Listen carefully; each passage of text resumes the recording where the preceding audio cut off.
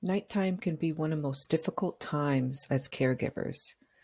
So, we're going to go over how to make this easier for you and more enjoyable for you. First thing you want to do is stick to a regular bedtime routine. You want to be consistent at what time you put them to bed. This is when it's a good idea to ask them and the family member when they are used to going to bed and what their nighttime routine is. You will want to jot this down and go over it with other family members and caregivers. This will help everyone to work together and ease the process of putting them to bed. You will want to start with having quiet activities before bed. You don't want to overstimulate them. Do things like reading, playing cards, or listening to calm music. I would personally refrain from watching the news right before bed. During the years of me taking care of people, I have noticed that what they see in the news really affects how they sleep.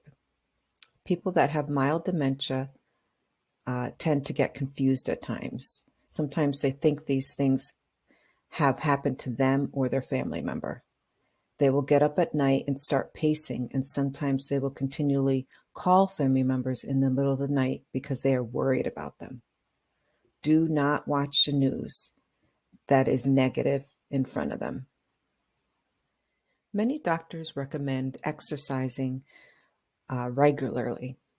Physical activity releases chemicals in your body that promote more restful sleep.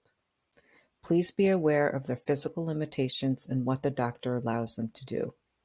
Don't do this right before bed. It is best to do it a couple hours before bed, around 3 or 4 hours before they sleep. A big no-no. You will want to refrain from having caffeine at least 6 hours before going to bed.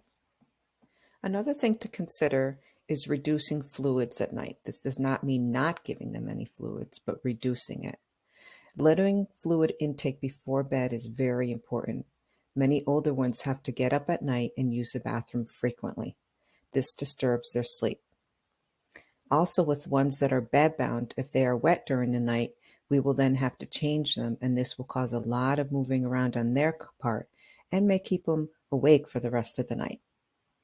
The only time I would not follow this instruction is if a doctor orders you to keep them hydrated during the night. This is usually due to them being sick or having a UTI. If you continue having problems, it is a good idea to keep a journal of everything that happens. You could then go over this with the family and also discuss it with the doctor. They will be able to give you some helpful suggestions. Here are some extra tips. One of them will be is you want to satisfy their hunger. You don't want them to go to bed hungry. Avoid big meals and spicy food before bed. Relieve their mental stress. If they are feeling anxious, try to do something that will calm them down.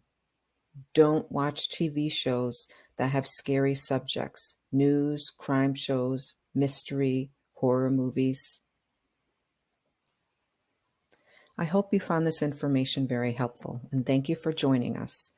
You can find more helpful information at beamazing.org, where we believe in being active, being educated, and being creative.